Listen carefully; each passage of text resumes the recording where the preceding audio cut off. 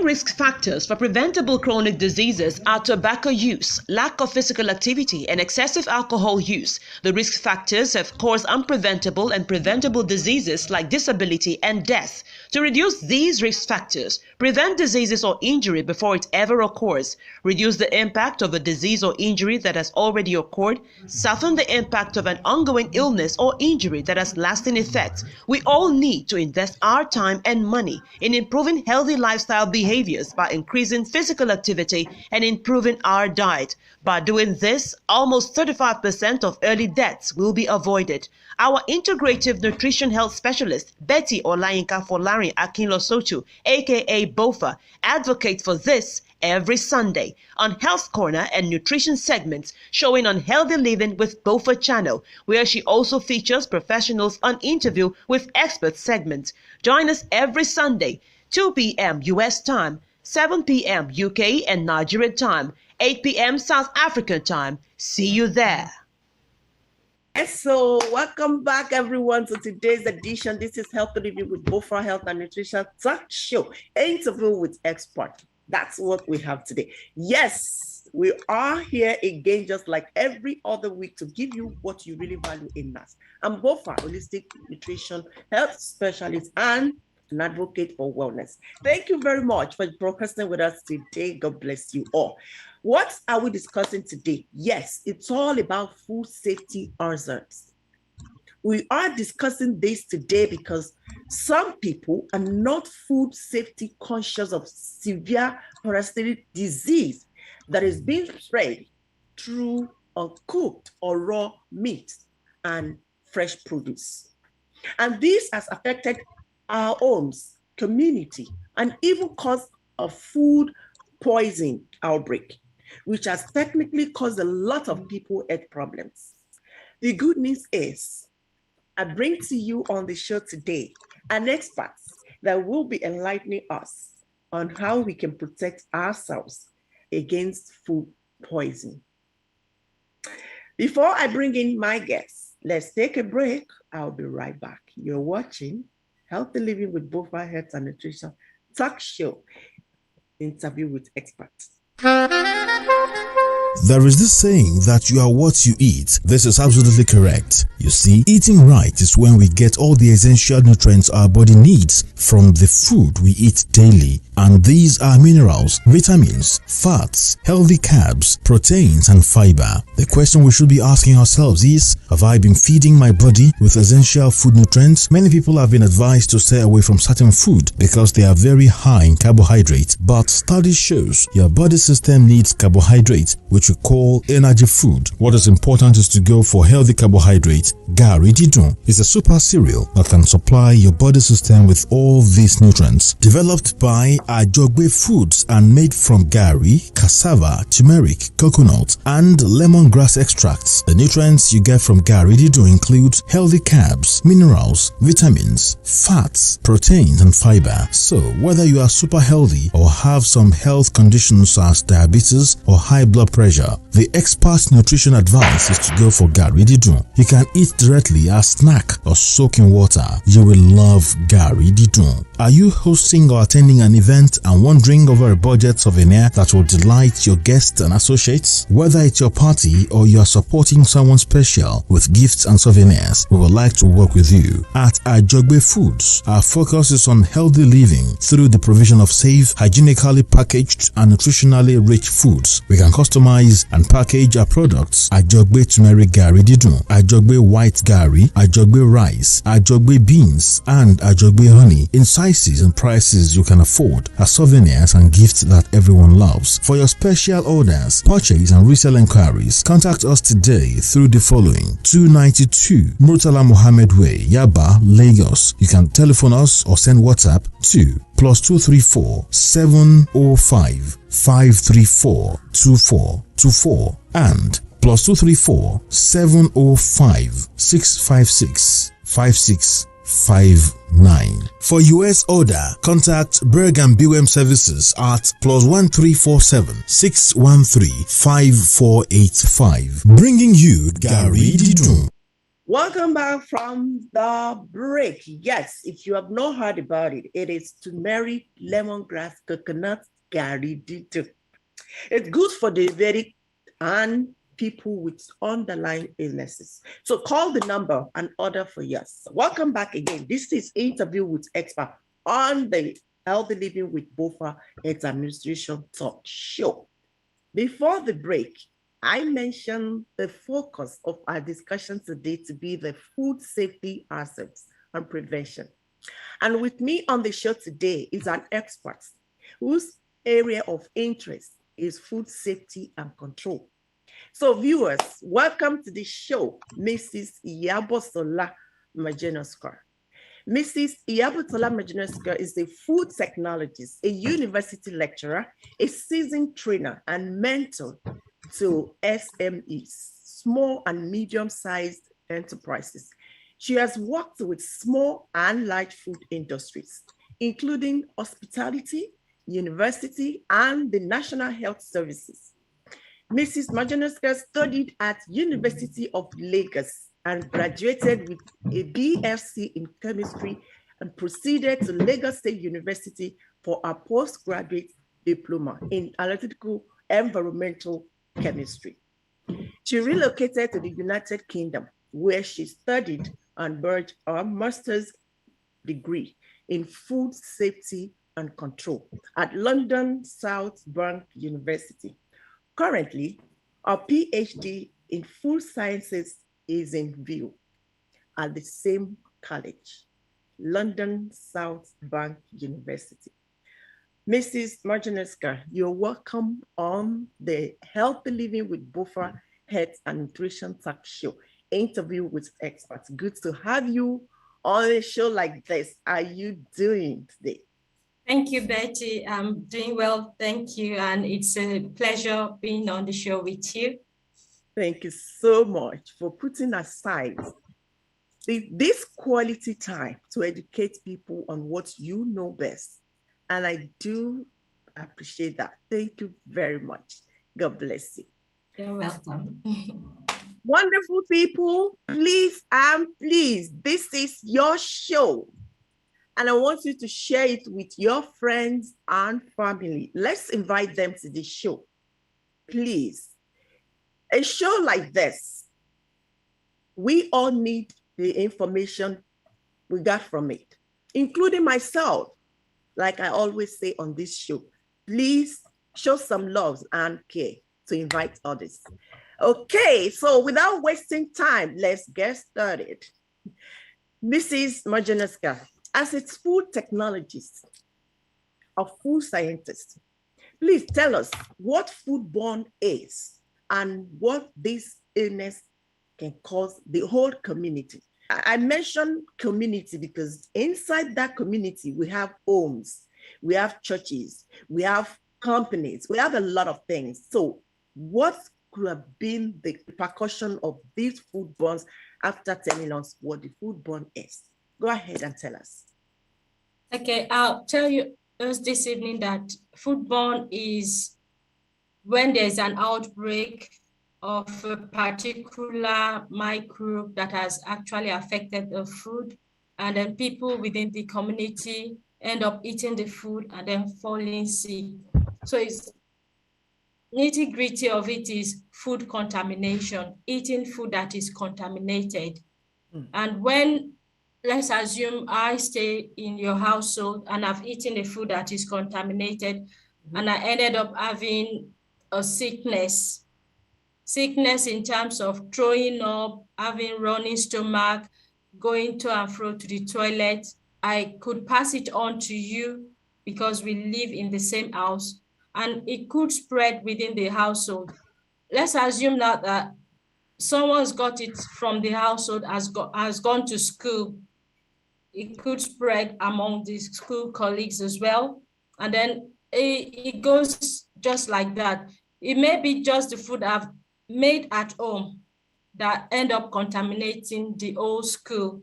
And it could be as a result of a food that is manufactured within a manufacturing industry that ended up getting contaminated and coming into the household, we ate it. Some other people ate the same type of food in their own household as well, and we all end up falling sick. The sickness may be very, very minute, and it may be something really very serious as well, depending on the microbe that is affected. And it actually could be something that would last for a couple of hours, or it could end up taking one's life. Wow. To avoid people getting sick and eating contaminated food, it is eminent that the food industries recall any food that they ended up knowing that it contains microbes. All right, before we get to the company, let's look at it in this way. Now, many people are aware that thorough cooking generally destroys most harmful bacteria in raw meat, especially chicken, beef, and fish. In fact, recently, last year precisely, there was a recall of an outbreak in a frozen, fully cooked chicken in a supermarket. I mean, when I say fully, maybe that is what they put on the package. But what I'm saying is, it's a frozen, fully cooked chicken in a supermarket. And the CDC, Centers for Disease Control and Prevention, reported that those who became sick from the thruogh outbreak lived in Texas, here in the US. And the affected products came from Victor, Missouri, here in the US as well. For confidentiality, I won't mention the name of the company, but I still feel that this shouldn't have happened to a fully cooked meat. So now the question is, why do we still have food poison outbreak on fully cooked meat? And how do we avoid this type of outbreak in the future? When we talk about fully cooked, the food has been cooked above 75 degrees Celsius to ensure that any harmful bacteria has been killed in the process. Okay. Contamination could take place after the cooking. And it could be as a result of laxity in certain, I'll be using some technical terms now, but yeah, I'll break it down to a layman's understanding as well. It could be as a result of some setback in the system, in the quality management system, in such that an HACCP would have taken place along the line, risk assessment would have taken place in the production of that particular food to ensure that the food is thoroughly cooked to get rid of any microbe that could survive the cooking process. And when it is now a frozen food, if there's any microbe that had actually gotten on the food as a result of cross-contamination after the cooking process, the microbe will still be in that food. The microbe will be on it while the food gets frozen. The microbe does not die. I'll give an analogy of, I know in Canada we have a lot of grizzlies, the bears. When it is winter, they go into sleep. It is really very, very cold. They burrow into the soil, get to sleep and cover themselves up. When it is springtime, they start yawning and start waking up. That's when you see them coming around to look for what they could eat. And when it is full-blown summer, you see them, they are in their wild, So during the time they are sleeping, you could actually get there and poke them. But when they are widely awake, you won't even go 10 miles closer to them. That is the way microbes are. When they are frozen in the fully cooked meat, they are labile, they are sleeping. Wow. They are not in the danger zone because they are sleeping. The moment you thaw the food or you defrost it, then you are giving them that kind of sensitization, as in when I wake up and the alarm is buzzing, oh, do I want to yawn a bit and sleep for extra 10 minutes, snooze the alarm? Do I want to sleep for another 15 minutes, snooze the alarm? They are waking up and getting what they need to actually blow out. And in the terms of that, they are getting towards the danger zone temperature range, in which once they are fully in that temperature range, then they blow out and start multiplying. It's like they're having a party. They invite their friends, their neighbors, their family, and they start eating and drinking and having babies. And when microbes have babies, it is not the same way we wait for 9 months. And some of them, they don't even need a man to give them what they need to make the babies. They just break up by binary fusion and they start multiplying. Before you know it, they've taken over the food within hours. And if that food is consumed by someone who is immunocompromised, who is pregnant, who is a baby, who is an elderly one, their immune system is really very low. Then that is when you end up having an outbreak. Wow. This is amazing. Thank you so much for this information. Now, to stop a food poisoning outbreak from occurring again, because there's nothing we can do, that's happened. What exactly is expected of food companies, food industry, to prevent and ensure the safety of the consumers of their products? What type of safety measures we, the consumer that eat the food, should expect from the food industries? As a consumer, I would expect my food to be wholesome. I would expect it to be tasty because I'm buying it with my money. Come on. I'd expect it to say what it says. And if it doesn't say that, then I could go ahead and take some legal actions against this industry. But as an industry as well, they are bound by some legislation.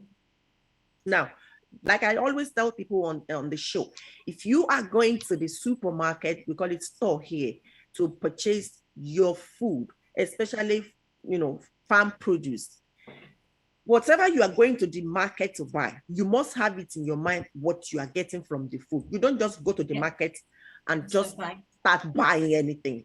You must make sure that all the 5 nutrients must be in the food food items, the ingredients you are going to purchase from the store.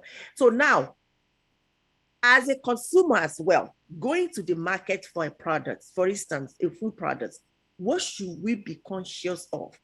What should consumer look for in or on a product? Food products before buying it. Okay, I, as a consumer going to the market to buy my food product, I want to look at the best before date or use by date of that product. I want to look at the packaging. Is it intact as well? Because if the packaging has been damaged before I get to buy it, I may end up having some other foreign bodies in the product that could maybe break my teeth. I want to make sure that the use by date or best before date is still within the line of when I will be using it as well. Because I don't want to buy a product that I'll be keeping in the freezer for the next 3 months when I will be consuming it and it is meant to expire at the end of this month. So I wouldn't be fulfilling my own part as a consumer as well. Because if I consume it later than the use by date, then the industry would not be held responsible for whatever happens to me. Exactly. So I would want to make sure that the chilled chain is not broken as well. So if I want to go to buy something that is frozen, I want to go with my freezer bag as well. If I will be going down to Smith's to buy some other things there, to Tesco's to buy some other things, to M&S to buy clothing, and I wouldn't be buying my frozen food first because it will be sitting in the boot of my car for the next 5-6 hours while I go around hunting and window shopping. Then the food will be thawing in there. I'll be giving the microbes the opportunity to grow and multiply even before I now take it back and refreeze it again. And mind you, once the food is defrosted, I shouldn't be refreezing it because I'm actually giving the microbes the opportunity to grow, multiply, take over the food, and then go back to sleep. And then by the time I will be taking it out again, when I'll be needing it, I'll be giving them more opportunity to grow and multiply again, which is very fatal. Wow. God bless you, Mrs. Miedzianowska. Right now, I want you to tell us, all this happens here and there, and we want to make sure that there are some people out there who are powerful that put laws in place that can fight for us, that can prevent us more than ourselves on food poisoning. Now, let's assume that we have outbreak of foodborne illness. Who oversees a case like this? Because there must be a local, state, or federal agency that oversees a case like this.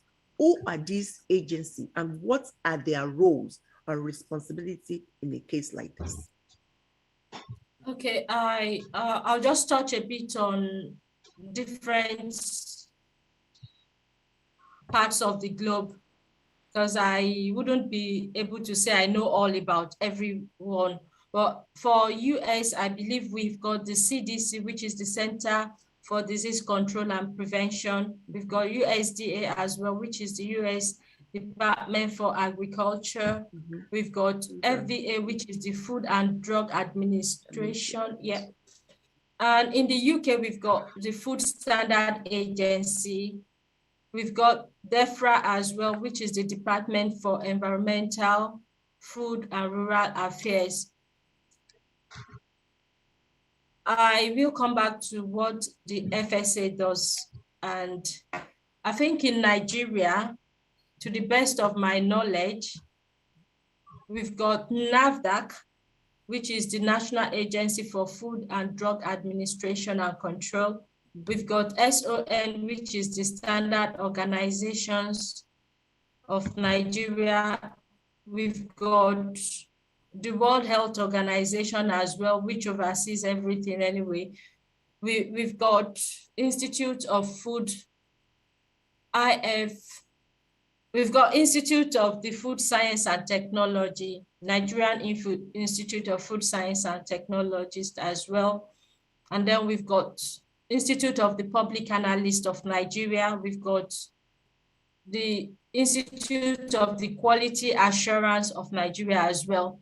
And what all these organizations do is to put laws in place, test certain risk, assess certain products, sit down together as a group, ask all others that are well learned in this area of food safety to sit together and put certain things in place. They don't just dish out things to the industry and say, you must comply. They would have tried and test it and make sure that it is workable and it's safe before they end up asking the industries to take it on board as well. And then they end up promulgating it as a law that every industry that makes food needs to follow. Like right here in the UK, the Food Standard Agency would ensure that the food, we've got the Food Safety Act, which is a group of laws that runs with what the food should be, how it should be, the nutritional content. You can't call something food if it's not going to certify the purpose of food as well. It mustn't contain any contaminants, because if it contains some chemicals, the chemicals is not meant to be eaten, then that you've broken the law. Wow, wow. This is an amazing. Now, you mentioned a lot of agencies in Nigeria. In fact, based on what you stated, there are more than the one that we have in the UK, in the US, because I think you mentioned about 3 to 4. Am I correct? Yes. Exactly. Now, if we have all these agencies in Nigeria, why do we still have all these substandard, all these, things that can damage people's bodies, lives, skins, such as, cream, lotion, food. I've bought food in Nigeria, and when I look at the first thing I do when I buy things from the store, and I always tell people, look at the label, the packaging, the nutrition facts, all these, you need to look at them. Now, if all these agencies are really doing their job, why do we still have all this problem in Nigeria, one after NAFDAC? I only know that it's only NAFDAC we have in Nigeria. Trust me. Because we still have a lot of products that are being, shipped to Nigeria, and no one is doing anything about it. So what do you want to say to that? I think the situation we've got in Nigeria is something that needs a lot of more tightening and a lot of much more monitoring as well. We've got all these agencies in Nigeria and we've got people working in them as well. But we've got a lot of other people in Nigeria making food that nobody knows about. So indirectly, what they are making is not under any control because they make food, make the label, stick it on it, and then go out to sell it. I'm sure NAFDAC is doing something about ensuring that all food production organization has got a NAFDAC number. Seriously, but having a NAFDAC this is Miedzianowska. not just that NAFDAC number is just somebody said something that if you want to get the NAFDAC number, even if you put it in today, some people still say that it takes a longer time to follow the due process before they can give you the number. Why some people are saying that if I want to get NAFDAC number in a month or less than a month, I'll get it. Is it not the money? They will get the money. They will not even come to my company to come and inspect. I said, what? It just sounds like what is actually going on in Nigeria? Because that NAFDAC number, they believe that once you get the NAFDAC number, and this is really, really true. What this person said is really true, because once you give them this bribe, they really cherish. That is it. And that's the problem we are having in Nigeria today. Especially when it comes to the eastern part. Those people there, oh my goodness, they know how to get away with all those things. And that is why we still have high rates of death, sicknesses, illnesses going on in Nigeria because the products are not being checked. For instance, the Food and Drug Administration here in the United States, their responsibility is to protect the public health by ensuring the safety, efficacy, and security of human and veterinary drugs, biological, all those products. But it is not like that in Nigeria. And these people are not emphasizing on the names, on the number, on this, but what they focus on is safety and how to protect the people. Look at what I just mentioned when we started about the food that was sold in the store. And people got sick. Immediately they took it up and the investigation was done and those food were taken out of the store or the market. And even this company paid for it. So things like that are not, I've never seen any company going through this. And we have recorded a lot of food poisoning in Nigeria. So why is this happening? We don't know. So like you rightly said, a lot of things need to be reshaped in Nigeria. We need to restructure our government. A lot of things need to be done. I agree with you on that. Now, this is going to be the last question on this show for your interview. There are a lot of food safety mistakes that can be hazardous to our health. Very dangerous food safety hazard mistake people make on a daily basis. Can you please tell us some of these mistakes and how we can avoid this mistake for our optimal health? Because I'm a lecturer, I'll try not to put you too much into a lecture, but I'll just go by the 4 C's, which is cooking, chilling, cross-contamination, and what's the 4th one? Yeah, I'll remember that later on. Anyway, for the cooking, you must make sure you cook your food above the temperature of 75 degrees. And if you don't have a thermometer probe or anything to probe it to be sure of that, make sure it is piping hot, it is boiling, and that way you're sure you've been able to kill any microbes that shouldn't be in there.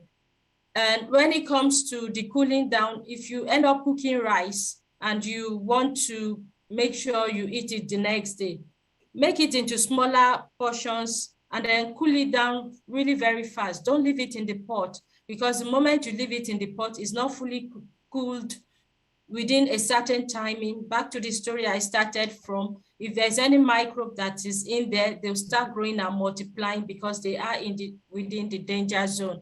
And that way you end up having food poisoning as well.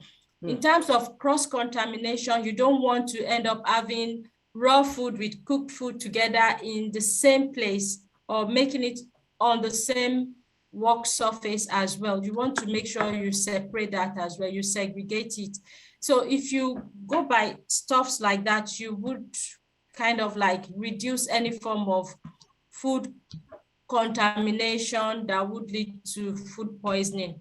You want to make sure you clean as well. That's the fourth one, yes. You want to make sure your environment is clean. If you don't have a clean and tidy environment, you will definitely invite pests to your area where you cook the food, and the pests, they carry germs, and they will be taking the germs and spreading it all over the surfaces, all over the place. And even their poo as well would be dangerous, because if it gets into your food, you would end up having food poisoning. So you want to make sure that you cook it properly, you clean the surfaces properly, you clean the environment properly, you don't have any pest issue. You want to make sure that you chill down the food quickly to the lowest temperature before you put it in the fridge. And then you want to make sure you avoid cross-contamination. And I'll link this to washing your hands, washing the utensils, by making sure even if you use the toilet, you wash your hands as well. Because if you don't do that, you end up inviting E. coli into your food.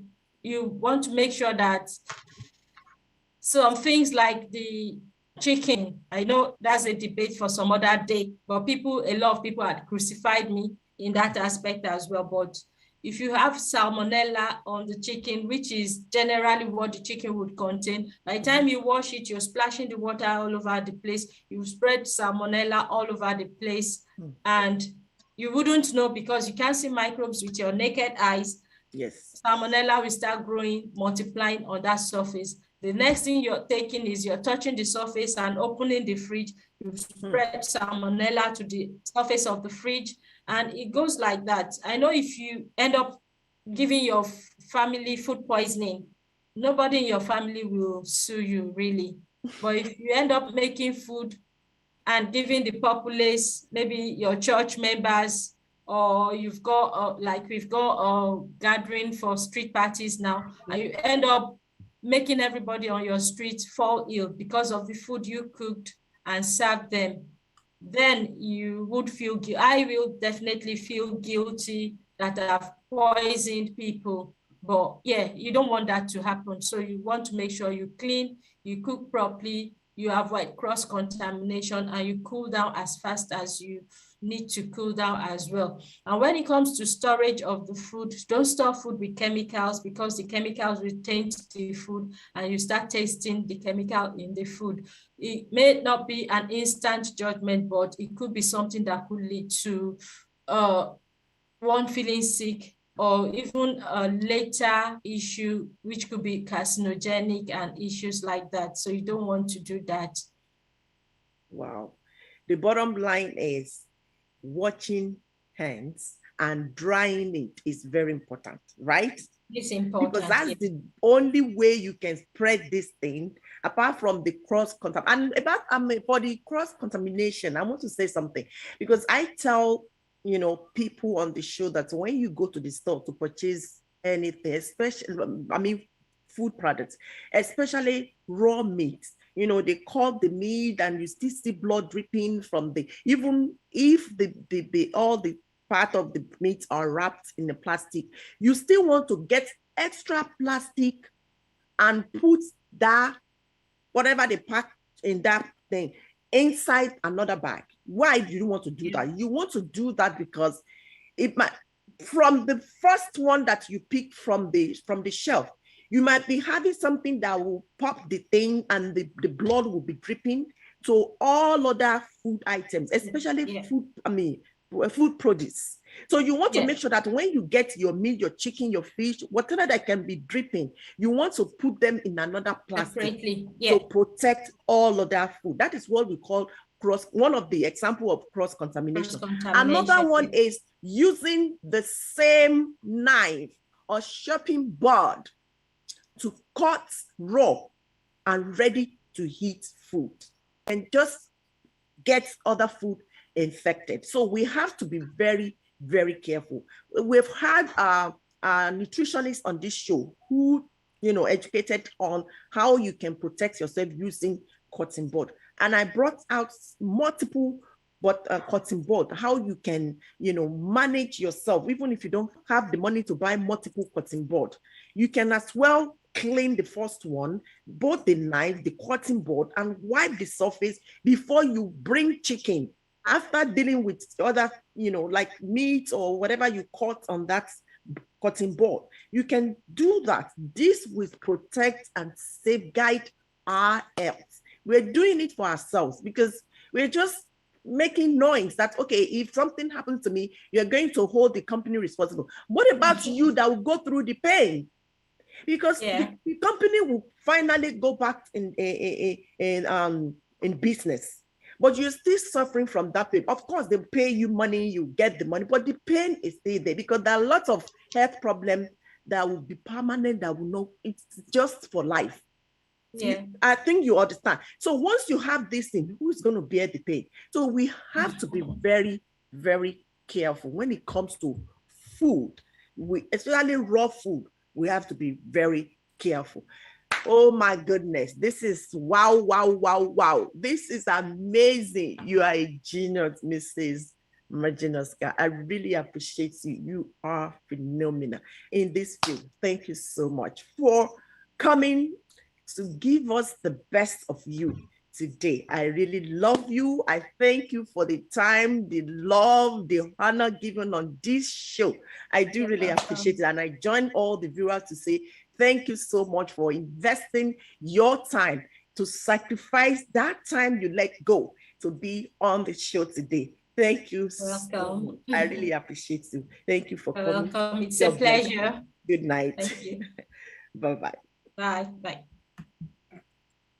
Okay, viewers, you just listening to an expert, food technologist, food scientist, educating on food safety hazards and how we can prevent all the habits that can be hazardous to our health. Please take precaution and be food safety conscious. When the heart is affected in the body, the whole body is in trouble. Don't say, oh, I only have headache. What about the body that carries the headache? So when you have headache or you feel uncomfortable in your head, the whole body feels it. And when the heart stops working, every organ in your body shuts down as well. So be careful. Be careful what you consume, you apply on your skin, and you do with your body.